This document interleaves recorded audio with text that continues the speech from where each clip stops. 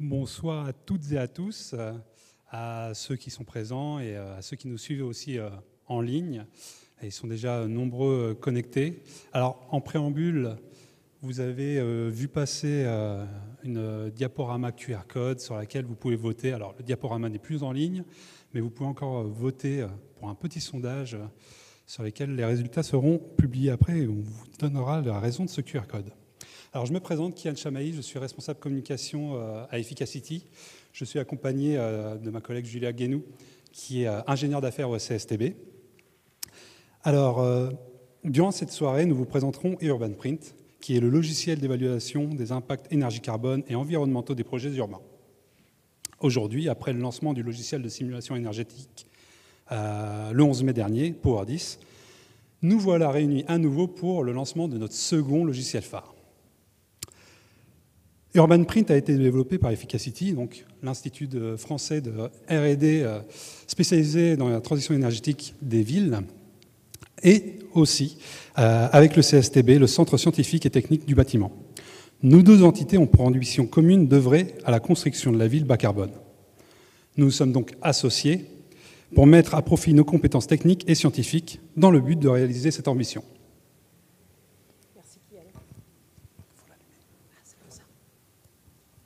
Merci Kian. Alors la soirée va se dérouler comme présenté à l'écran. Ça ne marche pas. Ça va passer. Vas-y. Bon. Non ?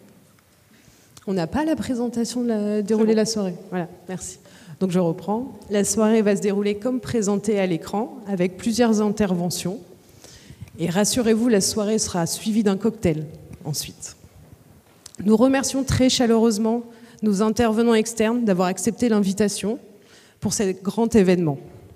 Donc en particulier Mathilde Pecnard, qui est consultante environnement à Suez Consulting, Sébastien Maire, qui sera en visioconférence délégué général de France Ville Durable, Florence Doury, chef du bureau Ville et Territoires au ministère de la Transition écologique et de la cohésion des territoires, et Raphaël Guerson, directeur régional adjoint de l'ADEME.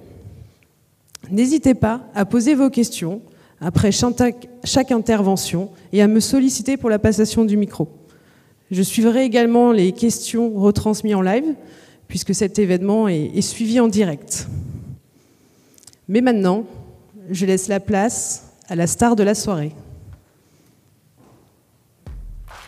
UrbanPrint, développé par Efficacity et le CSTB, est un outil 100% en ligne d'aide à la décision, permettant l'évaluation en analyse de cycle de vie des impacts environnementaux d'un projet d'aménagement neuf, en rénovation ou mixte. Il permet d'accompagner la collectivité, l'aménageur et leur bureau d'études dans la définition d'objectifs ambitieux et chiffrés, et de mettre en évidence à chaque phase du projet les enjeux clés et les leviers d'action les plus performants pour ses prescriptions aux promoteurs et constructeurs. UrbanPrint est le logiciel de référence pour appliquer la méthode performantielle quartier énergie-carbone développée depuis 2018 pour le compte de l'ADEME. Il rend enfin accessible à tous la quantification robuste et détaillée des impacts carbone et environnementaux à l'échelle quartier. Au-delà de la valeur ajoutée sur la précision et la complétude des calculs environnementaux, son application sur une 60aine de quartiers pilotes depuis 2020 a montré que l'outil permettait un gain de temps important par rapport aux outils et calculettes disponibles aujourd'hui chez certains bureaux d'études avancés. Tout cela grâce à des fonctionnalités clés. Une interface ergonomique permettant de modéliser rapidement et facilement le quartier ou d'importer les emprises au sol et hauteur des bâtiments depuis des logiciels SIG extérieurs. La récupération automatique des formes et caractéristiques des bâtiments existants dans le périmètre d'étude. La collecte et la prise en compte automatique de nombreuses données de contexte comme par exemple la présence et les caractéristiques de réseaux de chaleur existants à proximité du quartier ou les attributs locaux de la mobilité des usagers. La possibilité de décrire le projet même en l'absence de données détaillées disponibles, grâce à de nombreux enrichisseurs de données et permettre ainsi d'utiliser UrbanPrint des phases amont de la conception, où peu de choses sont connues, jusqu'aux phases de mise en œuvre, où des choix plus précis sont arrêtés. La comparaison facilitée entre plusieurs variantes du projet. La comparaison de la performance du projet par rapport à un projet de référence pour se situer et communiquer.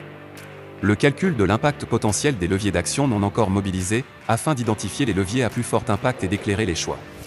La possibilité d'accéder aux résultats des calculs à différentes échelles d'évaluation, à l'échelle globale du quartier, mais également bâtiment par bâtiment, espace extérieur par espace extérieur, en comptabilisant uniquement les impacts associés aux ouvrages et services urbains sous la responsabilité de l'aménageur, ou en élargissant la réflexion à l'usager avec le calcul de l'empreinte carbone d'un habitant du quartier.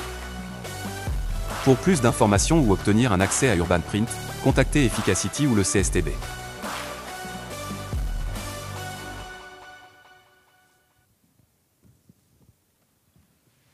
Et maintenant, laissons la place à notre duo d'experts, Morgane et Emilien, pour vous présenter UrbanPrint.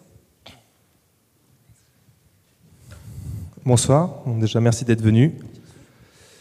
Donc on vous avait demandé de répondre à un petit questionnaire pour essayer de fixer un peu des ordres de grandeur sur, d'après vous, qui était le principal contributeur carbone à l'échelle quartier. Donc on a été gentil, on a mis une liste. Et donc c'est possible d'avoir les résultats du sondage qu'on va découvrir tous ensemble pour voir ce que vous pensez.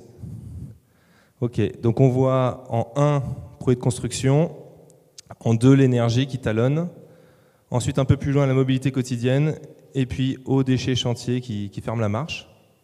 Ok, donc on peut remettre le PowerPoint et on va regarder la réponse. Alors la réponse, j'ai pris des vrais quartiers qui ont fait des simulations ces dernières années sur UrbanPrint.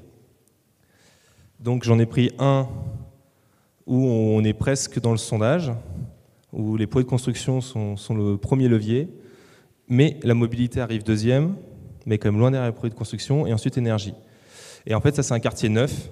Alors c'était un neuf RT 2012, enfin qui était label le plus C-, pas RE 2020, mais on voit qu'il y avait énormément d'efforts qui avaient été faits sur l'énergie, évidemment, grâce à cette réglementation. Et les produits de construction, c'était des sujets plus innovants. Et c'est un quartier neuf. Un autre, on n'a plus du tout les mêmes contributeurs qui dominent. Là, on retrouve, donc c'est un quartier mixte, neuf et existant, avec une bonne partie de l'existant rénové, mais rénové où, en gros, ils avaient gardé le vecteur énergétique gaz, donc forcément en carbone, l'énergie reste comme importante, malgré les isolations, etc., des bâtiments, par exemple. Et on voit que produits de construction mobilité, ça s'équilibre un peu plus, puisque c'était un quartier qui était périurbain, donc la mobilité par rapport à un quartier parisien, évidemment, a une influence plus importante. Là, un quartier neuf rural avec que des maisons individuelles, très très peu dense, beaucoup d'espace extérieur et de travaux sur l'espace extérieur.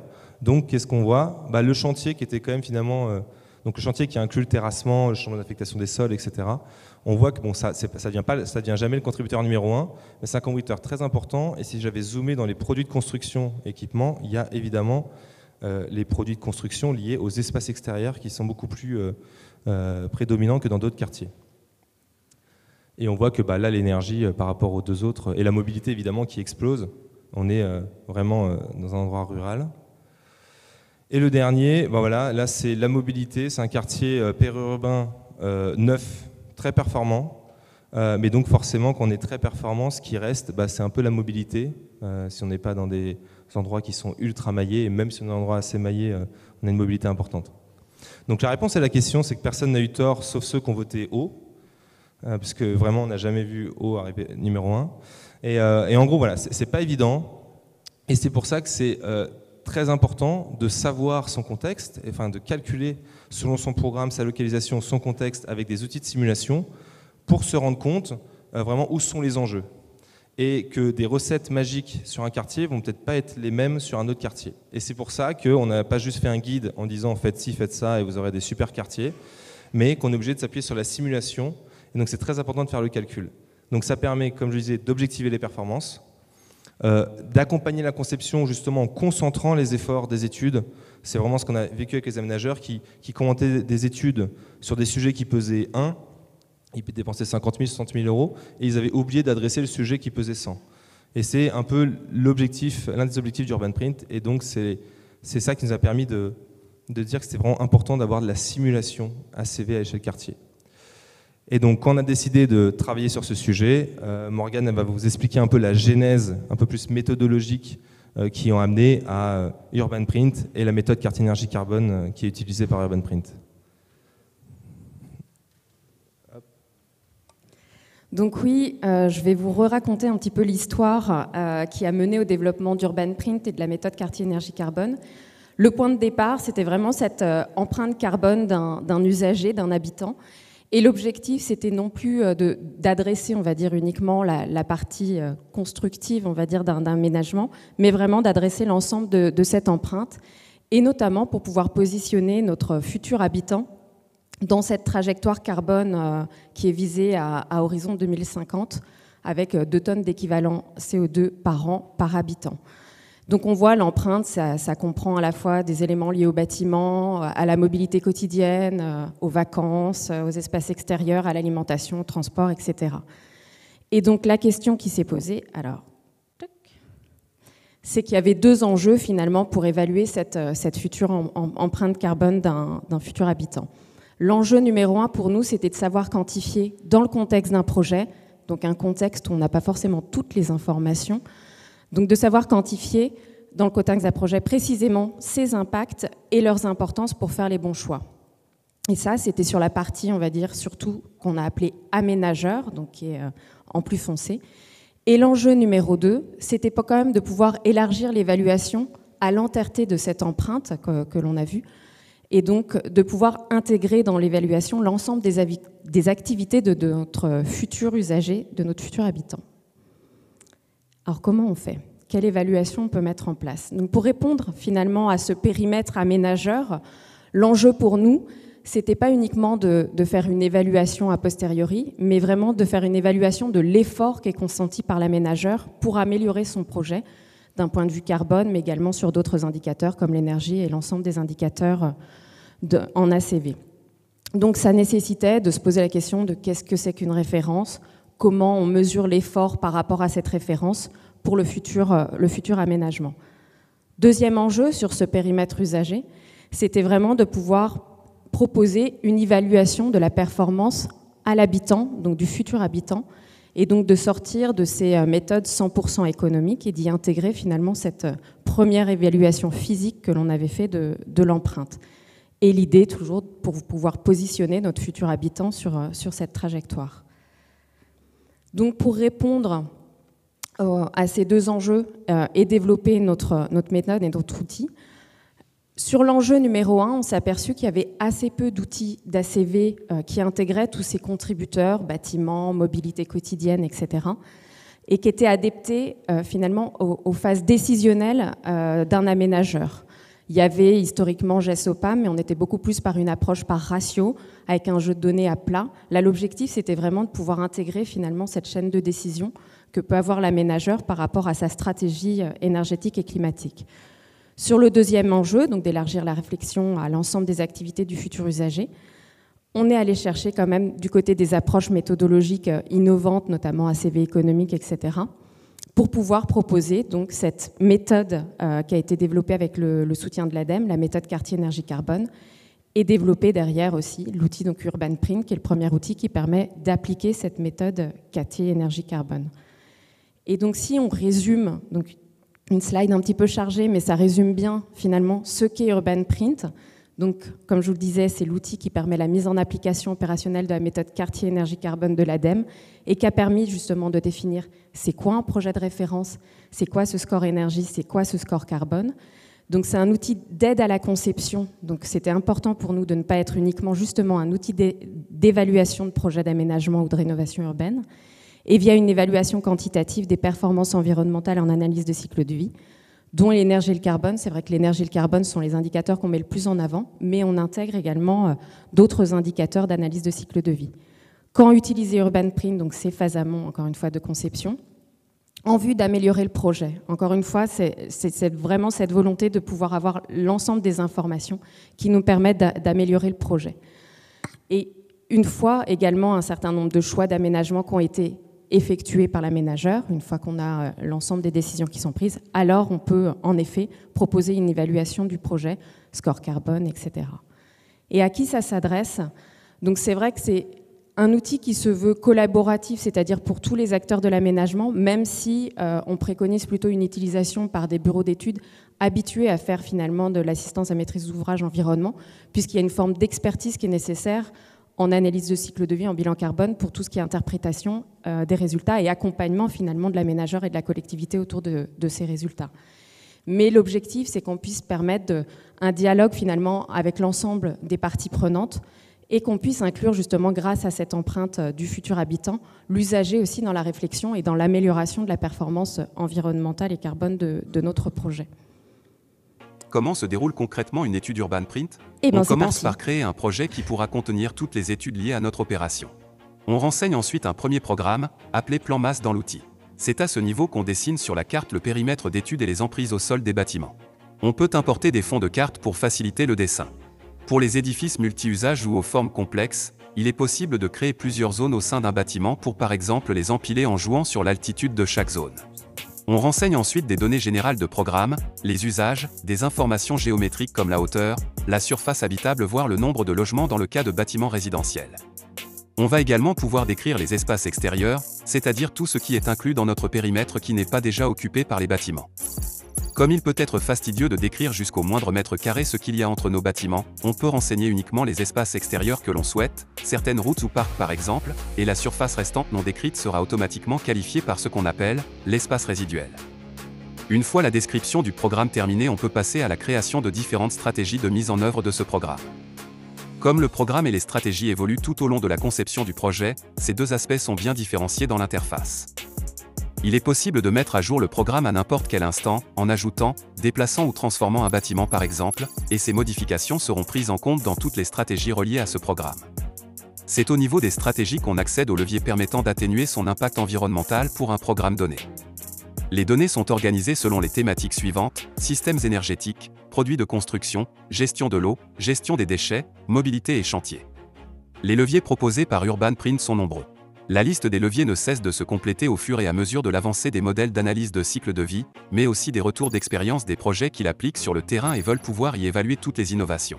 Au niveau des bâtiments, on pourra par exemple jouer sur les matériaux de construction, choisir les systèmes principaux et secondaires pour chaque usage du bâtiment, modéliser des solutions mutualisées comme les réseaux de chaleur, neufs ou existants, ou encore faire de la production solaire photovoltaïque ou thermique à l'échelle du bâtiment ou du quartier. À l'échelle quartier, on pourra renseigner les réseaux, les stratégies de collecte des déchets ou de gestion des terres de terrassement par exemple. Et au niveau des espaces extérieurs seront évalués entre autres l'impact du changement d'affectation des sols, la gestion de l'éclairage public, les produits de construction et leur acheminement. Une fois la stratégie complétée, il est possible de lancer le calcul en indiquant les indicateurs souhaités, projet seul, comparaison avec la référence, empreinte habitant ou l'ensemble des indicateurs. Les calculs réalisés par Urban Print sont riches et complexes. Simulation énergétique dynamique au pas de temps horaire des bâtiments prenant en compte la conception bioclimatique de l'ensemble du quartier, calcul de la mobilité des occupants par motif et mode à l'échelle de l'IRIS, ou encore estimation automatique des matériaux utilisés dans les bâtiments à partir des choix constructifs et de leur forme. Ce ne sont que des exemples des nombreux modèles et bases de données servant au calcul des impacts des différents contributeurs et leviers. La page résultat permet de visualiser les performances environnementales du projet sur le temps d'étude, à savoir 50 ans, ramenées à l'échelle d'une année moyenne pour une interprétation plus aisée. Les résultats sont présentés à différentes échelles, à l'échelle du quartier en premier lieu. C'est à cette échelle qu'on peut se comparer au quartier de référence et voir par exemple si le projet fait mieux en émissions carbone et en consommation d'énergie primaire non renouvelable ou encore consulter l'empreinte carbone moyenne des habitants du quartier. On peut également regarder les résultats thématiques par thématique ou entre familles d'équipements. Il est possible de changer l'indicateur d'impact servant à l'évaluation, par défaut placé sur le carbone, ou de zoomer sur chaque thématique pour comprendre d'où viennent les impacts environnementaux en consultant des sorties intermédiaires comme les différents quantitatifs calculés, par modal de la mobilité, besoins des bâtiments, autoconsommation collective, etc. À noter qu'il est possible de consulter les résultats à l'échelle de chaque bâtiment ou de chaque espace extérieur du quartier individuellement. Des sorties d'aide à la décision sont également disponibles comme le calcul de potentiel qui permet de mettre en évidence les efforts jusque-là accomplis en pointant les leviers qui ont le plus impacté la performance actuelle. Mais le plus intéressant est de voir quel levier explorer en priorité pour tendre vers une stratégie dite optimale. Le module d'aide à la décision permet ainsi d'accompagner l'utilisateur à chaque étape de la conception de son projet pour mobiliser les bons leviers, au bon moment. Cette vidéo n'est qu'un aperçu des possibilités offertes par Urban Print pour répondre aux besoins opérationnels d'évaluation environnementale et d'accompagnement des acteurs de l'aménagement dans la transition carbone de leur projet.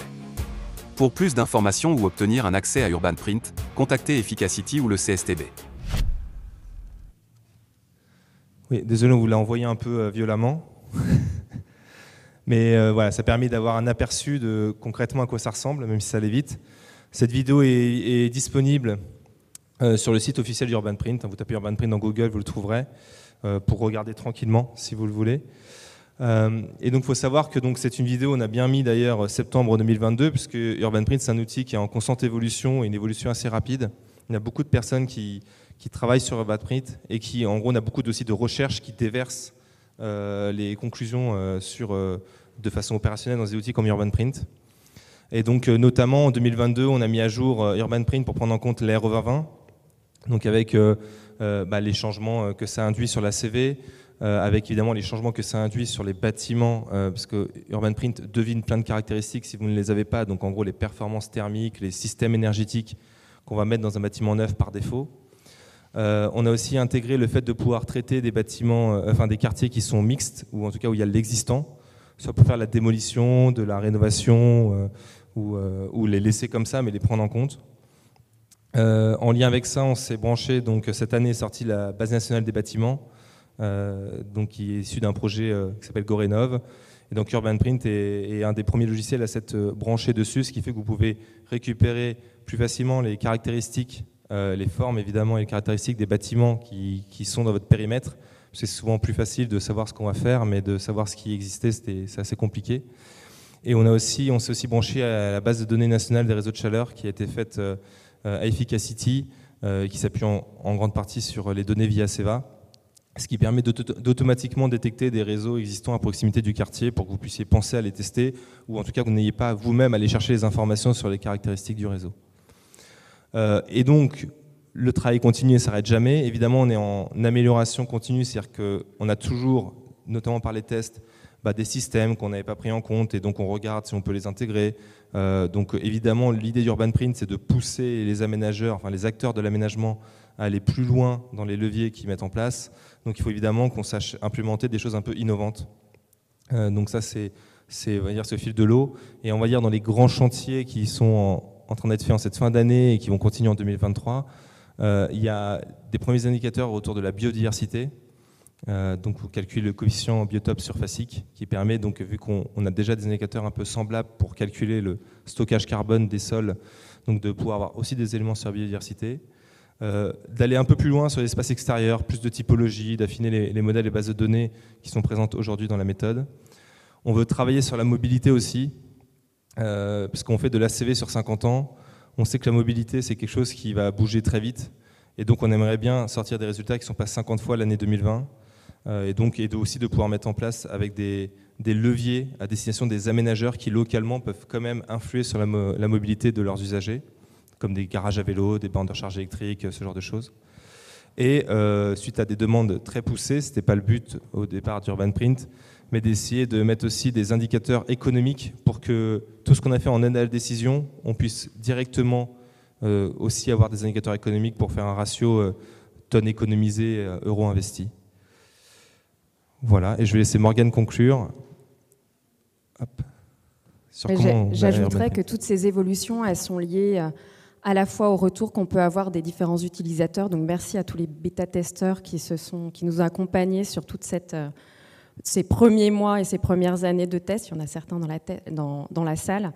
Et puis toutes ces évolutions, elles sont aussi issues donc à la fois de la recherche et des chercheurs experts qui nous accompagnent et des équipes, on va dire, SI, qui développent pour vous finalement cet outil Urban Print. Alors là, j'arrive sur les infos un peu administratives, organisationnelles.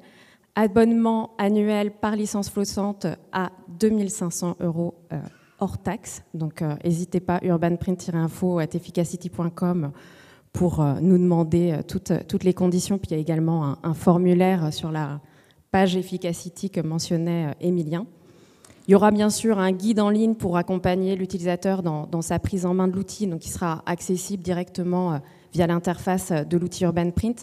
Mais il y aura aussi des formations qui bien sûr vont être organisées avec à la fois CSTB Formation et l'Université Gustave Eiffel, donc qui nous accompagne dans la programmation de cette formation.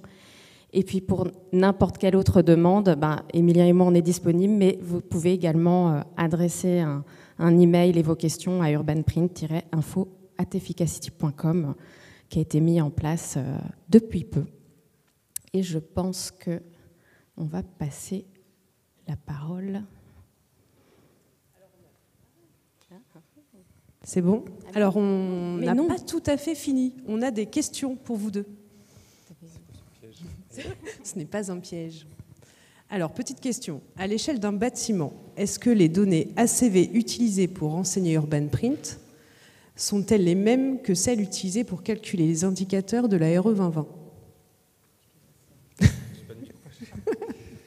Oui, donc on s'appuie sur, on l'a vu très rapidement dans la vidéo, mais on s'appuie sur la base de données INIES, et l'idée c'est de faire les calculs avec les mêmes données que celles utilisées pour la RE 2020.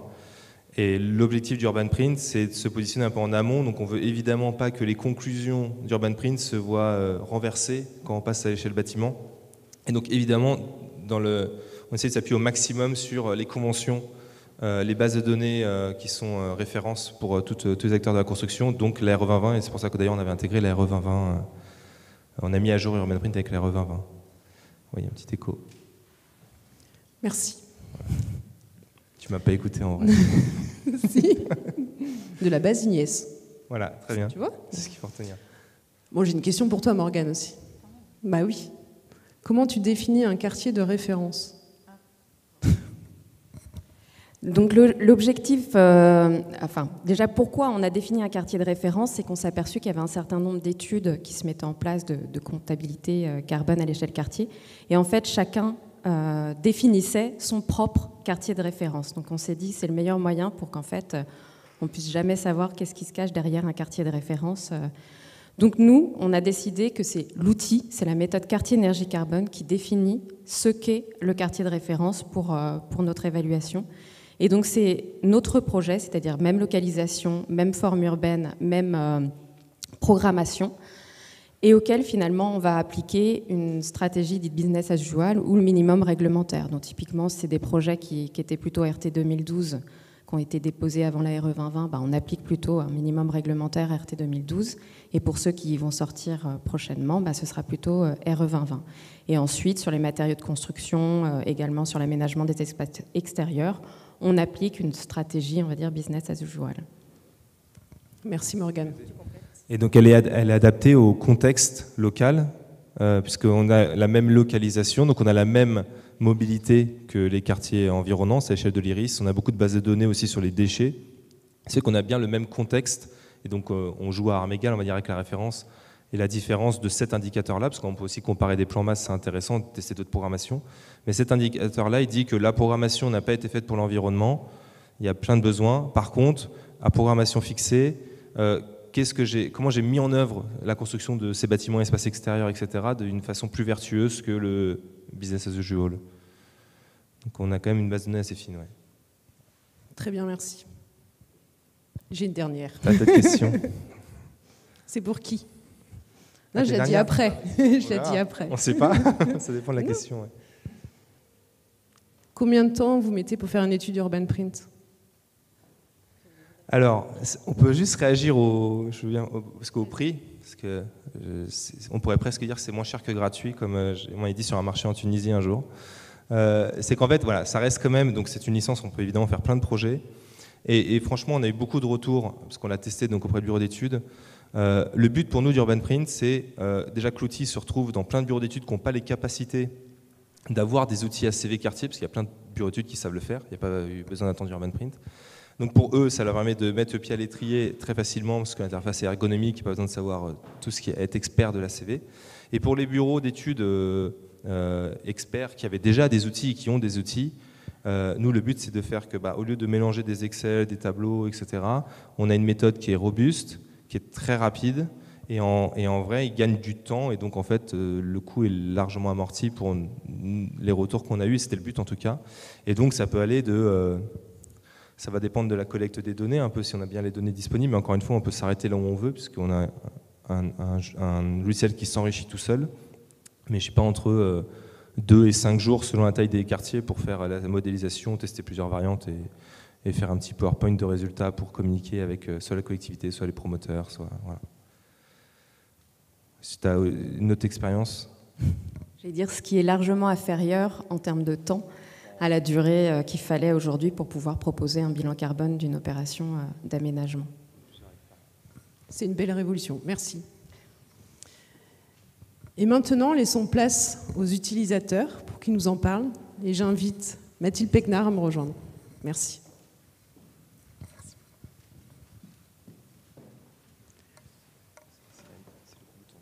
Ouais, merci. Bonsoir tout le monde. Donc nous, Suez Consulting, on a suivi le projet Urban Print depuis son démarrage, puisqu'on est partenaire d'Efficacity. Ce qui nous a au départ très intéressé, c'est que finalement ça correspondait à un besoin qu'on avait déjà identifié, une tentative en interne de développer un outil similaire. Mais évidemment, un bureau d'études n'a pas forcément vocation à développer des projets et des outils aussi complexes que Urban Print. Donc évidemment, on l'avait un peu laissé de côté et du coup, on s'est vraiment penché sur la question d'Urban Print. Et donc au fil de l'eau, on a discuté pas mal avec Morgane et on a fait partie des premiers utilisateurs, notamment avec une opération de Link City qui s'appelle la Mairie et sur lequel, dès 2020, il me semble, on a commencé à modéliser et à intégrer toutes les données du quartier qui étaient déjà bien avancées, mais ça permettait du coup de confronter et de voir entre la réalité du terrain et ce que sortait l'outil comme résultat. Ce qu'on a pu apprécier, c'est au-delà de l'ergonomie qui continue à évoluer, et ça c'est une très bonne chose, la V2 est super. On a vraiment un outil qui permet de générer une discussion. Nous, on est AMO environnement, donc développement durable sur des quartiers d'aménagement. Et ce qu'on trouvait, c'est qu'il fallait un outil pour objectiver le dialogue entre l'aménageur, les architectes urbanistes, les bureaux d'études et évidemment les promoteurs qui arrivent sur l'opération dans un deuxième temps. Et du coup, cet outil qui permet de rentrer tout un tas de données, qui est ergonomique, qui donne une modélisation, qui donne des résultats quantifiés. Jusque-là, on pouvait vraiment qualifier les conseils, et là, on peut quantifier. Et cette quantification, elle est intéressante parce que elle peut donner des résultats et l'outil est fait pour que les résultats soient présentés de façon didactique. Et c'est ça nous, on a apprécié. Ce diagramme de Chaplet, il donne, là c'est l'exemple de la Mairie à la fin de l'étude, là où se trouve la stratégie du projet par rapport à la situation la plus critique, celle sur laquelle on aurait fait un aménagement sans faire d'effort, et puis la meilleure situation qu'on pourrait envisager. Et du coup, on se retrouve avec des éléments quantifiés et on sait exactement sur quelle thématique, sur quel volet on a encore des marges de progression. Et c'est cet outil-là qui a vraiment, permis de souder la discussion avec Link City et de leur montrer que malgré l'excellente copie qu'ils avaient eue assez intuitivement sans l'outil, eh bien, ils avaient encore des marges de progression. Et donc, c'est ça qui a été discuté avec eux. Et puis, cet apport-là, parfois, il peut apporter aussi des conclusions contre-intuitives. C'est-à-dire que, alors, sur la Mairie, il y avait ce levier qui n'avait pas été utilisé de qu'est-ce que c'est que les déchets, les biodéchets, et qu'est-ce qu'on peut faire sur le quartier. Et il y avait encore un volant d'amélioration et qui n'est pas forcément quelque chose qui coûte très cher. Mais ça peut être aussi parfois une bâche, un stockage enterré d'eau pluviale. Ça peut être un volet sur l'énergie, les panneaux photovoltaïques ou autres. Et c'est ça qui permet, en fait, c'est l'outil permet de rentrer dans le détail et de travailler sur différents scénarios et d'avoir cette discussion entre acteurs du projet. Voilà, je vais m'arrêter là. J'avais 5 minutes, je ne sais pas si je l'ai utilisé, mais en tout cas, je vous invite à vous pencher sur la question. Je pense que c'est un bel outil qui continue à progresser. Il me semble qu'il continuera de toute façon à progresser. Et nous, ça a créé pas mal d'enthousiasme autour de ce projet-là. Merci beaucoup. Pardon. Et notre prochain intervenant est Sébastien Maire de France Ville Durable.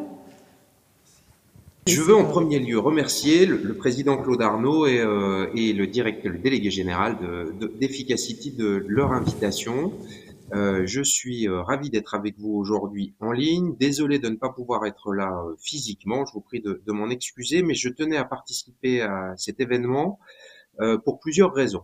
Je suis délégué général de l'association France Ville Durable, l'association des parties prenantes professionnelles, publiques et privées de la ville durable, qui a cette spécificité d'avoir 4 collèges, un collège de l'État avec plusieurs ministères, la DHUP notamment qui va intervenir juste après, et un grand nombre des agences et des opérateurs, parmi lesquels par exemple le CSTB ou l'ADEME, mais aussi des collectivités locales et certaines de leurs fédérations, des entreprises, parmi lesquelles Suez Consulting qui vient d'intervenir, et des experts, parmi lesquels Efficacity. Et le but de notre association est justement de repérer et de rediffuser le plus largement possible des outils, des méthodes, des exemples de réalisation ou de politique publique qui permettent deux choses: accélérer les démarches de transformation écologique des territoires, je vais revenir juste après sur cette notion d'accélération,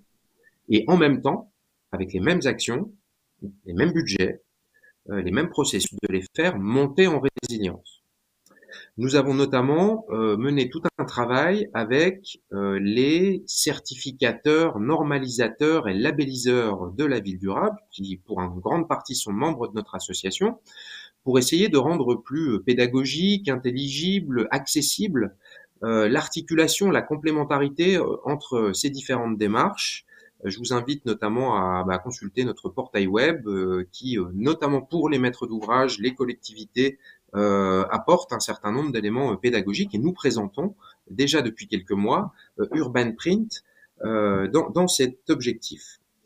Je suis ravi du lancement de cet outil maintenant pour plusieurs raisons.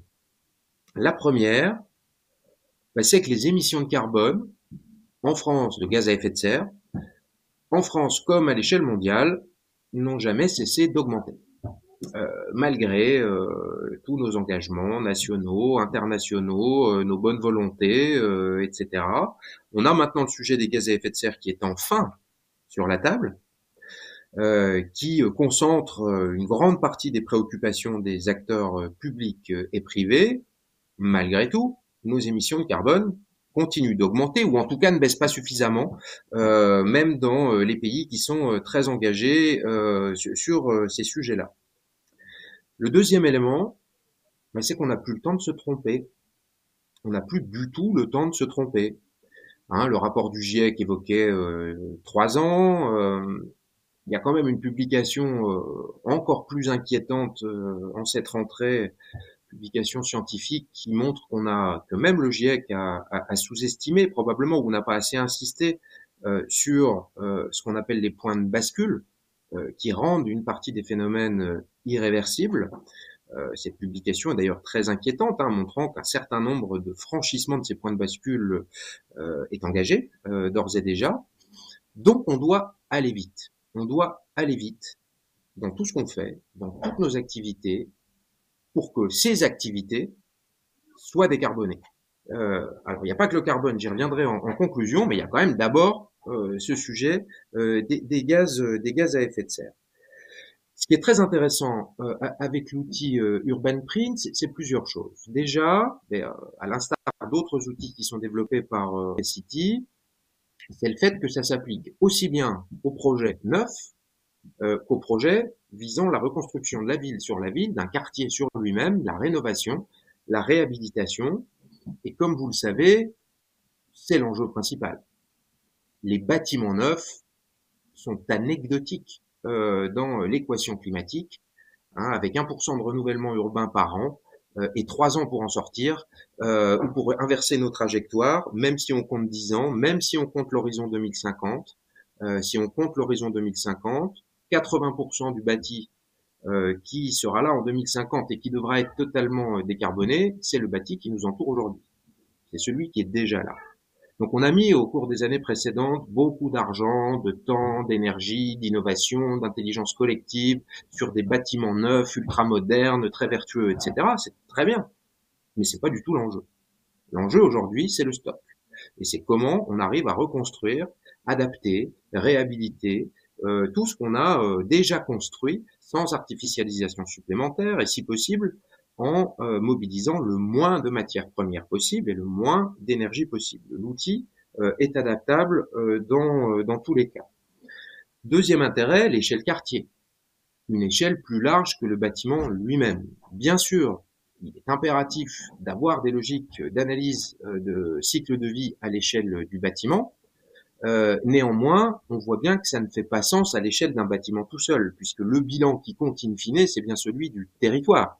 Donc d'ailleurs, après, en développement, ce qui serait intéressant, c'est d'avoir cette même approche pour l'ensemble des quartiers et d'arriver à compiler les différentes données. Je sais que c'est possible. Je sais que l'outil permet de très nombreux développements, qu'on est au début, et c'est ça qui est extrêmement intéressant. Mais en tout cas, cette approche quartier, aujourd'hui, est extrêmement pertinente par rapport aux enjeux. On peut éventuellement envisager à l'échelle d'un quartier pour avoir une neutralité carbone, qu'un bâtiment réhabilité soit peut-être moins performant si ce manque de performance est compensé par là pour le coup un bâtiment neuf à côté qui lui est à énergie positive et un zéro carbone absolu par exemple. Donc l'échelle quartier est vraiment pertinente aujourd'hui par rapport aux enjeux.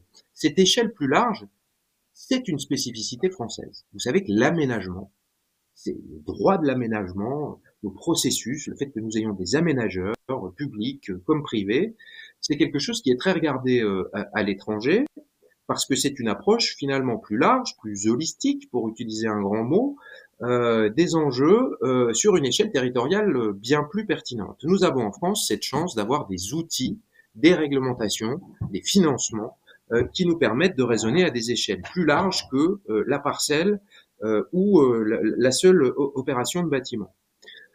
D'ailleurs, dans notre association, nous insistons beaucoup sur le fait que les phases amont et aval de la construction sont certainement tout aussi, si ce n'est plus importantes, que l'acte de construire lui-même sur la réponse aux grands enjeux de l'Anthropocène et notamment à celui du dérèglement climatique des gaz à effet de serre. L'ingénierie amont détermine quasiment tout en fait. Et c'est là qu'on peut plus se tromper aujourd'hui.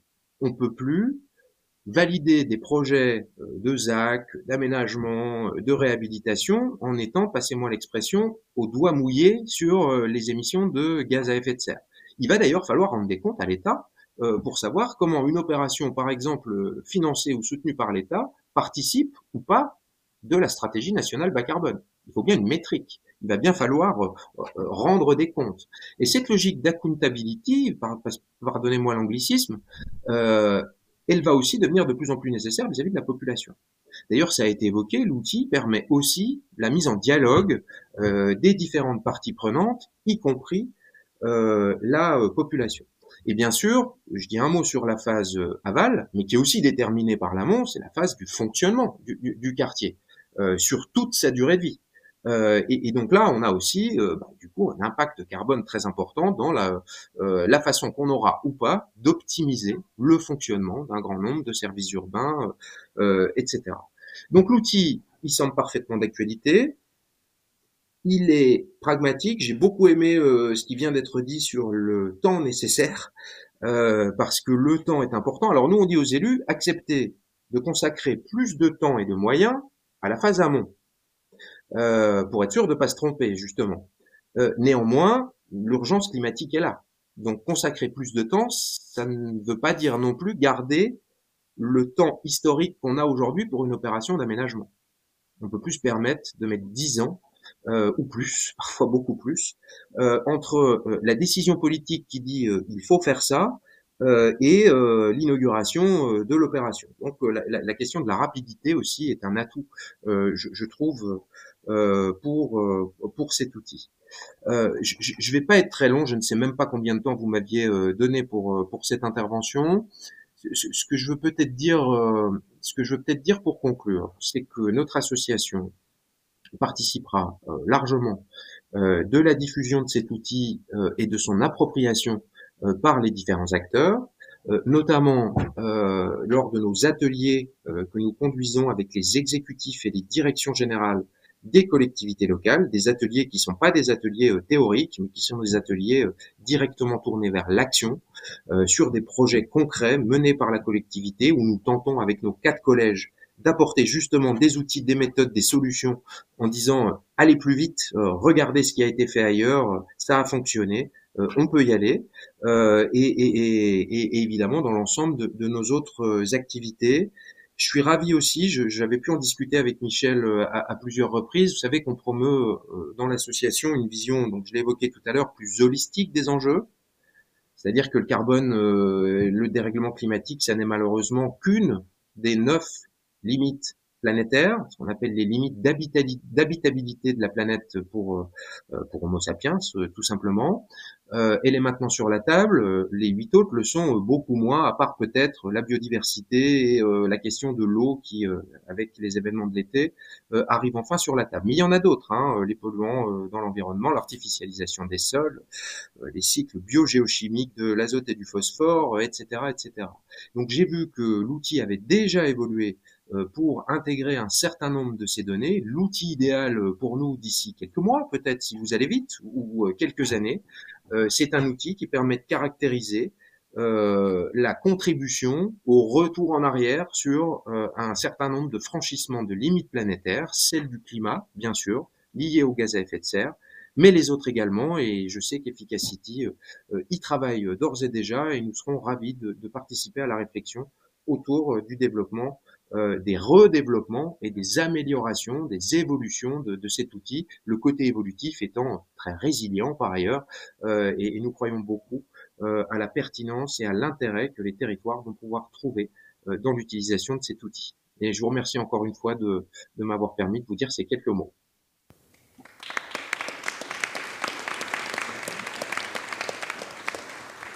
Merci à vous, Sébastien Maire, d'avoir accepté l'invitation et pour votre soutien également. En mode teasing peut-être sur les évolutions futures. Et sans transition, je vais laisser la place à Florence Drouy. Merci.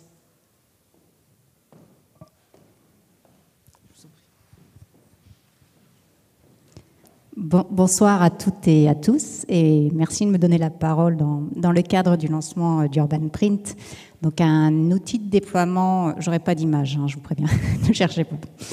Un outil de déploiement de la méthode quartier énergie carbone que le ministère de la Transition écologique et de la cohésion des territoires soutient depuis ses débuts. En particulier à travers l'appel à manifestation d'intérêt qui a été lancé avec l'ADEME et Efficacity pour accompagner les porteurs d'un projet d'écoquartier qui souhaitent améliorer leur performance énergie carbone. Alors Sébastien Maire vient de rappeler le contexte d'urgence écologique dans lequel on est. Il a rappelé les limites planétaires, s'y ajoute aujourd'hui la crise énergétique. Donc la mise en œuvre d'un outil comme Urban Print s'inscrit tout à fait en cohérence avec l'objectif du ministère qu'on a d'accélérer encore, Sébastien Maire en a parlé, les transformations des territoires à toutes les échelles pour qu'ils soient plus sobres et résilients, tout en restant inclusifs et créateurs de valeur, donc les 4 défis de la ville durable. Aujourd'hui, on doit aménager différemment les territoires. De grands chantiers ont été lancés au sein du ministère pour y contribuer avec une double casquette pour l'État. un rôle d'État planificateur qui est générateur de lois, de réglementations, de planification et qui vise à accélérer la transition écologique. Je voudrais quand même citer notamment la réforme sur l'artificialisation des sols, on vient d'en parler aussi, dans le cadre de la loi climat et résilience qui vise à définir un nouveau modèle d'aménagement durable en conciliant la maîtrise de l'étalement urbain, le recyclage du foncier déjà artificialisé, et puis bien sûr la préservation des sols agricoles, naturels et forestiers. On sait que l'artificialisation des sols, c'est un des plus gros postes d'émissions de carbone dans l'aménagement, et donc on vient d'en parler aussi, mais pour nous l'important c'est vraiment le renouvellement de la ville sur elle-même. Et puis l'État a aussi un rôle d'accompagnateur aux côtés des collectivités et des acteurs à travers ces agences et opérateurs comme l'ADEME et le CSTB. Et donc il produit des outils, des méthodes, des programmes. Vous avez dû entendre les annonces gouvernementales de la rentrée, notamment sur le fonds vert d'accélération de la transition écologique et de la planification écologique territoriale. Ce fonds d'accélération de la transition écologique d'1,5 milliard d'euros annoncé par la Première ministre va comporter un fonds de renaturation des villes aux côtés d'un fonds friche, toujours pour renouveler la ville sur elle-même, qui est un fonds friche qui est déjà mis en place mais qui se pérennise et qui va apporter des moyens donc conséquents pour amplifier les différentes actions d'accompagnement. Le fonds de renaturation va permettre en tout cas notamment de contribuer à l'accompagnement des collectivités en renforçant la végétalisation des villes et la désimperméabilisation, c'est pas facile à dire, des sols. Donc deux actions qui, au-delà de l'ensemble des services et des bénéfices écosystémiques qu'elles apportent, vont constituer des leviers importants de la lutte contre le changement climatique en augmentant le stockage du carbone. Et je voudrais aussi évoquer des travaux en cours au ministère autour de la feuille de route de la décarbonation, qui est bien en lien avec le sujet d'aujourd'hui, de décarbonation de l'aménagement, qui ont été lancés au sein de notre sous-direction. Donc là, l'objectif, c'est plus d'identifier les grands leviers qui seront activables par les acteurs de l'aménagement, comme avec l'outil Urban Print, et c'est pour ça que mes collègues suivent ça aussi de très près, donc pour inscrire ce secteur dans l'objectif d'une réduction de 55% des émissions de gaz à effet de serre en 2030, et puis bien sûr l'atteinte de la neutralité carbone en 2050. L'accompagnement du ministère, ça passe aussi pour la transformation des territoires, par la promotion des démonstrateurs durables, et ça aussi à toutes les échelles du territoire. Et au sein de mon bureau des villes et territoires durables, ça porte principalement sur l'échelle des villes et des quartiers. Sébastien Maire l'a rappelé, c'est une échelle essentielle, et c'est pour ça aussi qu'on a voulu se rapprocher de la méthode quartier énergie carbone et la soutenir. Donc on suit cet accompagnement à travers deux démarches principalement. Donc on a une première démarche où 39 démonstrateurs territoriaux de la ville durable innovant sont incubés dans le cadre du 4e programme d'investissement d'avenir.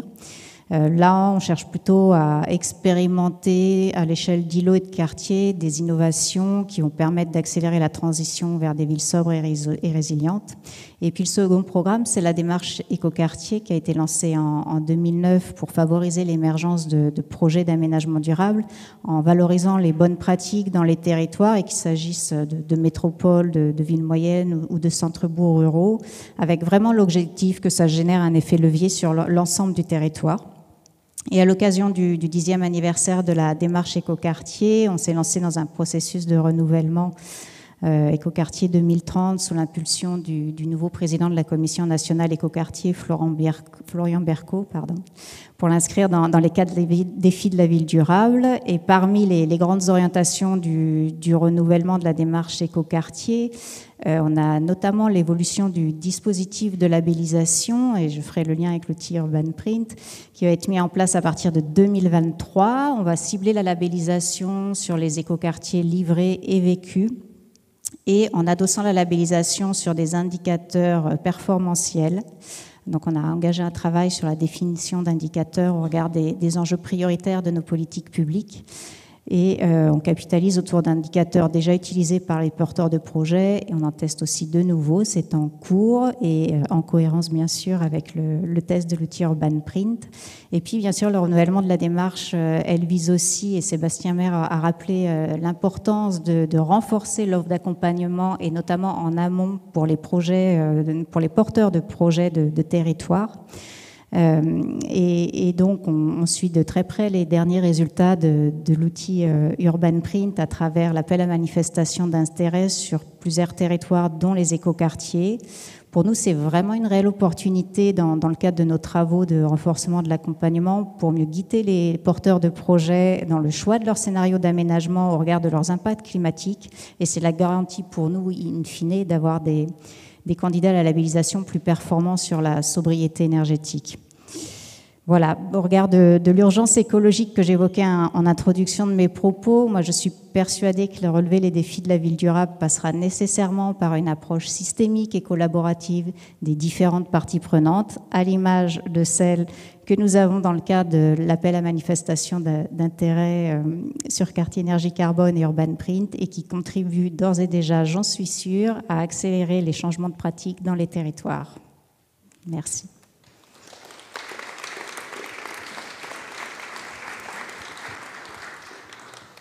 Merci beaucoup pour ces beaux projets et les soutiens que vous faites au niveau des villes et des territoires. Et nous allons accueillir Raphaël Gerson de l'ADEME. Merci. Merci, bonsoir à tous. Donc, je suis Raphaël Gerson, le directeur régional de l'ADEME en Île-de-France. Je vais être court, vraiment. D'abord parce que j'interviens en dernier et qu'à peu près tout a été dit, et ensuite parce que le buffet nous tend les bras après la conclusion. Donc, ce que je voulais vous dire, moi, ce soir, je ne vais pas revenir sur le partenariat avec l'ADEME, Efficacity, le CSTB. On est des partenaires de longue date. L'ADEME a soutenu la méthode quartier énergie carbone. L'ADEME a soutenu de nombreux quartiers dans le cadre de l'expérimentation de cette méthode, des quartiers sur l'ensemble du territoire. Et c'est tout naturellement que l'ADEME soutient aujourd'hui le lancement d'Urban Print. J'aimerais plutôt parler d'Urban Print ce soir. Il vous a été montré précédemment, vous avez eu une démonstration et je pense que c'est son côté très pragmatique et très opérationnel qui fait la force de cet outil. Cet outil, il permet vraiment de comparer les différentes variantes d'un projet, il permet de mesurer l'impact carbone d'un projet, il permet de faire une évaluation globale transverse et il vous permet de décider et d'agir. Je ne vais pas revenir sur ce qui a été dit sur l'urgence d'agir. On a pris beaucoup de temps pour vous dire qu'on n'en avait pas. Donc maintenant, il faut effectivement passer à l'action et c'est grâce à des outils comme ça qu'on peut clairement passer à l'action. On a souvent tendance... moi, j'aime bien citer Kissinger qui disait l'Europe, d'accord, mais c'est quoi le numéro de téléphone ? On a souvent tendance à comparer la transition écologique à ça. On est souvent désemparé par rapport à la transition écologique. Il y a un consensus sur l'urgence à agir, mais on ne sait pas trop comment prendre le sujet. Surtout que c'est un sujet complexe. Tous les secteurs sont liés. Et la réponse à est-ce que ce projet est bon ou pas pour l'environnement, la réponse est souvent ça dépend. Et c'est vrai que ça dépend. Ça va dépendre de chaque quartier, ça va dépendre de la situation, ça va dépendre d'un gisement, ça va dépendre des ambitions, ça va dépendre de beaucoup de choses. Mais justement, cet outil, il va vous permettre de vous donner une réponse claire grâce à son côté très opérationnel et pragmatique. Il va vous permettre de mobiliser les acteurs, les territoires et les citoyens. Il va vous permettre d'accélérer en prenant en compte l'évaluation carbone dans l'aménagement urbain de façon systématique. Et il va vous permettre de progresser, notamment grâce aux nombreuses données que cet outil va collecter et générer. Voilà, donc le partenariat entre l'ADEME, Efficacity et STB, il est de longue date.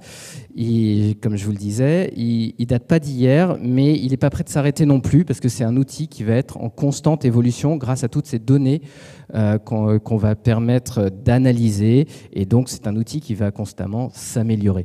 Voilà, je vous remercie beaucoup pour votre attention et je vous encourage à l'utiliser. Merci beaucoup.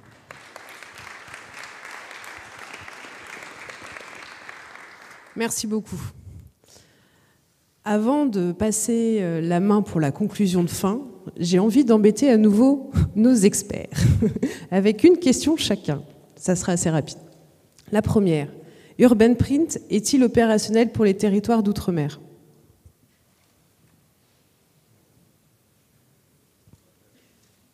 Non, malheureusement. Urban Print est opérationnel partout où s'applique le label Le Plus C'est Moins ou la RE 2020. En fait, partout on sait faire de l'ACV, au moins à échelle bâtiment. Et dans les Outre-mer, on n'en est pas encore là parce qu'on n'a pas du tout les mêmes bases d'impact, évidemment.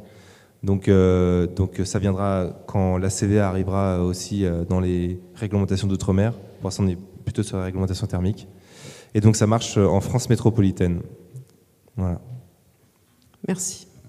Il y a des réflexions en cours pour pouvoir commencer à voir comment on peut appliquer ce type d'outils, par exemple à La Réunion, avec lesquels on a un partenariat fort. Voilà. Bah, garde le micro, Morgane. Est-ce que le quartier de référence pour les projets de rénovation est construit comme tu l'as expliqué tout à l'heure ? Est-ce que c'est la même chose ? Alors, c'est construit, c'est le même principe de réflexion, c'est-à-dire qu'on repart du programme existant, c'est-à-dire on ne va pas comparer ça, par exemple, à un bâtiment neuf. L'objectif, c'est de comparer finalement toute la rénovation qu'on mettrait en place et qui peut être donc plus ou moins exigeante par rapport à ne pas mettre en place de rénovation sur ces bâtiments. Très bien, merci. Et donc pour la conclusion, j'appelle notre deuxième duo de choc, Michel et Julien. Merci beaucoup. Comme tout a été dit, on ne fera pas plus d'une demi-heure, hein, comme le buffet nous attend. Alors, plus sérieusement, je voudrais d'abord commencer par quelques remerciements, avant quelques mots de conclusion. Des remerciements parce que ce que l'on vous a montré ce soir, c'est le résultat de 5 années de travail intense avec tout un écosystème d'experts, d'acteurs, des territoires. On a mobilisé la recherche publique, des entreprises et des territoires pendant ces 5 années pour arriver à développer cet outil, comme vous l'avez vu, qui est à la fois puissant, robuste, fiable, mais également très ergonomique. Et donc je remercie évidemment le CSTB, qui est un contributeur majeur avec Efficacity. C'est co-développé avec le CSTB, donc merci aux équipes du CSTB, merci bien sûr aux équipes d'Efficacity. Je remercie aussi tous les acteurs qui sont dans l'écosystème d'Efficacity. Je ne vais pas les citer tous, mais comme certains sont dans la salle, bien sûr, il y a aussi le CEREMA qui travaille et qui va continuer à travailler sur le volet mobilité.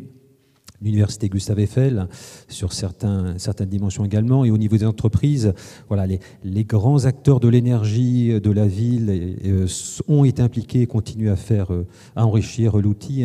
EDF, Veolia, Engie, qui sont présents dans la salle également. Tout un tas d'ingénieries qui nous ont aidés à tester, à débugger, à nous faire des remontées. Toujours constructive.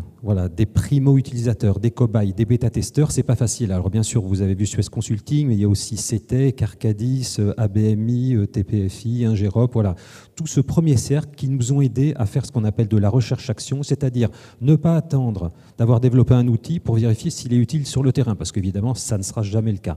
Mais en circuit court, de commencer à développer l'outil, de le tester avec ces primo-utilisateurs sur le terrain et d'avoir des retours d'expérience. Donc ça, cette méthode de recherche-action, elle est très puissante.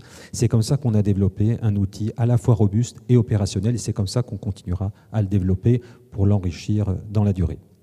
Donc merci à tous ces acteurs. Merci évidemment à l'État, en particulier à la DHUP, à l'ADEME, sans qui ce travail n'aurait pas pu se faire, puisqu'il s'agit, comme ça a été montré, de mettre au point une méthode de référence, une méthode qui donne confiance, une méthode qui apporte une transparence dans le dialogue entre la collectivité, l'aménageur et les parties prenantes du projet, et ça ne pouvait pas se faire simplement par des acteurs techniques et scientifiques comme le CSTB Efficacity, mais forcément ça devait être porté par l'État et par l'ADEME, et également avec le soutien très fort de France Ville Durable pour le déploiement de ces nouvelles pratiques. Donc merci à tous ces acteurs, j'en oublie certainement, mais c'est un travail collaboratif. Il n'y a qu'en mettant autour de la table toutes les compétences que l'on arrive à adresser ces sujets extrêmement complexes comme celui de la mesure de l'impact carbone des projets urbains. Donc ça, c'est pour les remerciements. Donc très rapidement, mon mot de conclusion, c'est le suivant. Nous avons devant nous un mur. Sébastien de France Durable l'a dit. Ce mur, c'est de passer très rapidement de moins de 2% de réduction des émissions de gaz à effet de serre en France à environ 5%. C'est ce qu'il faut dès demain pour atteindre les objectifs que l'on s'est fixés 2030, moins 55% 2030. C'est une réalité. C'est très difficile, mais c'est la triste réalité. Pour faire ça, la ville doit être au cœur des priorités, parce qu'en France et dans beaucoup de pays urbanisés, la France, les émissions de gaz à effet de serre, pour les 2/3, proviennent du milieu urbain. C'est pour ça qu'on a créé, il y a presque une dizaine d'années, un institut dédié à ce sujet. Et donc pour décarboner la ville, il y a beaucoup de choses à faire, mais en particulier ça se joue au niveau des territoires de projets, au niveau des centaines de projets urbains que l'on fait chaque année. Et l'ADEME l'a dit, il faut passer à l'action. Mais par rapport à ça, il y a une bonne et une mauvaise nouvelle. Alors je commence par la mauvaise. Ça ne se fait pas aujourd'hui. Aujourd'hui, moi j'ai été aménageur et on côtoie des aménageurs tous les jours, on ne prend pas en compte l'impact des projets urbains dans la phase de conception des projets urbains. Et pourtant, je vais vous donner un scoop. C'est la seule chose à la limite qu'il faudrait retenir, c'est ce scoop. Pour décarboner un projet urbain, il faut commencer par mesurer l'impact carbone du projet urbain. Étonnant, ça ne se fait pas. Voilà. Pourquoi ça ne se fait pas? Un, c'est pas obligatoire. Alors vous allez me dire, même quand c'est obligatoire, on ne le fait pas toujours. Mais deux, c'était pas si simple jusqu'à maintenant. Parce que mesurer l'empreinte carbone d'un quartier avec toutes ses composantes, c'est pas si simple. Et ça, c'est ça le grand apport d'Urban Print, c'est de permettre aux acteurs de terrain d'évaluer dans toute la complexité du quartier, dans toutes les composantes du quartier, voilà, l'impact carbone de façon simple. On a parlé de quelques jours de travail, de quelques milliers d'euros à l'échelle parfois d'un demi-million, d'un million, de plusieurs millions d'euros d'études. Vous voyez bien que l'apport d'un outil comme celui-là pour éclairer les acteurs. Alors bien évidemment, l'impact carbone, ce n'est pas la seule boussole pour faire de l'aménagement ou de la rénovation urbaine, mais c'est une boussole fondamentale qui n'existe pas aujourd'hui. Voilà. Et je terminerai en disant, de façon un peu solennelle si on peut dire, que je pense que nous, on a fait notre job. Efficacity, CSTB, tout l'écosystème technique et scientifique avec les soutiens de l'ADEME, de l'État, on a fait notre job. Et je sais que dans la salle, il y a un certain nombre de bureaux d'études, de collectivités. Je remercie M. le maire de Brétigny, vice-président du conseil départemental de l'Essonne et d'autres élus. Maintenant, c'est à vous de jouer. Alors, bien sûr, on va continuer à enrichir l'outil. On va continuer à sensibiliser, à former. On va même continuer avec l'ADEME à subventionner les premières utilisations, on va dire tant qu'il faudra. Mais on veut maintenant, la balle est dans votre camp. La responsabilité passe dans votre camp. Il faut que vous montriez la voie de cette nouvelle approche de la conception des projets urbains qui consiste à prendre en compte l'empreinte carbone de ces projets en phase de conception pour réduire cette empreinte carbone. Voilà, donc je pense que le message est bien passé. Vous avez eu la démonstration que c'est possible, j'allais dire même c'est facile. Donc maintenant, à vous de jouer et on compte sur vous. Merci de votre attention et je passe la parole à mon collègue et ami Julien Hans du CSTB. Bon, je suis équipé. C'est vrai que des chantiers comme ça, on n'en a pas tous les jours. On a presque mis 20 ans à couper en 4 les consommations d'énergie des bâtiments. Et là, on nous demande de prendre les 150 millions de tonnes qui sont devant nous et de les couper en 2 en 10 ans. Donc c'est sûr que c'est quand même un challenge intéressant. On a un autre challenge, c'est de faire moins 10% de consommation d'énergie d'ici l'hiver. Mais ça, je pense qu'on y arrivera nettement plus facilement quelque part. On a mis aussi 10 ans à passer d'une réglementation purement énergétique à une réglementation environnementale qui englobe le carbone. Donc il faut avoir ces échelles de temps en tête pour être aussi quelque part froid devant l'événement. À un moment donné, il faut faire les choses, mais il y a juste le temps qu'il faut pour y arriver. Je le regarde vraiment comme ça aujourd'hui. On sort un outil à l'échelle du quartier dans le même calendrier que la réglementation environnementale à l'échelle des bâtiments. Or, dans ces 150 millions de tonnes, ça a été dit, il y en a 100 pour chauffer le parc et il y en a 50 pour fabriquer des nouveaux projets. C'est aussi simple que ça. Donc, faire nos économies de carbone, on n'en parle jamais, des économies de gaz à effet de serre, j'entends jamais ces mots-là associés. On a ça à faire. Alors, la feuille de route décarbonation, l'article 301, ne parle que de ça, et ça ne parle que d'objectivation et de capacité à compter. L'ARE 2020, c'est compter. La méthode quartier énergie carbone, c'est compter. Demain, après-demain au CIPCA, vous aurez, je le fais un peu en avance de phase, mais on va vous parler d'un label quartier bas carbone qui va vous proposer de compter. Donc pour faire ça, il nous fallait impérativement un outil pour compter. Et effectivement, on est très heureux aujourd'hui d'avoir sorti ces outils-là dans la bonne temporalité. Merci beaucoup aux équipes de l'avoir sorti. C'est, comme tu le disais, un grand travail. Il n'est pas fini pour nous. On est un peu caricatural en disant c'est à vous de jouer, mais on sera encore là et on va continuer de faire bouger les lignes. Ce qu'il y a de sûr maintenant, c'est que let's go. Si les gens ne prennent pas l'outil, si les gens ne l'utilisent pas, si on a encore des promoteurs qui nous disent c'est un peu anxiogène ce sujet, on ne voit pas comment l'attraper, là, ça va être un problème. Donc aujourd'hui, c'est vrai qu'il faut qu'on transcende un peu les petits sujets d'usage, etc. Let's go sur le carbone, vraiment maintenant. Voilà. Merci à tous.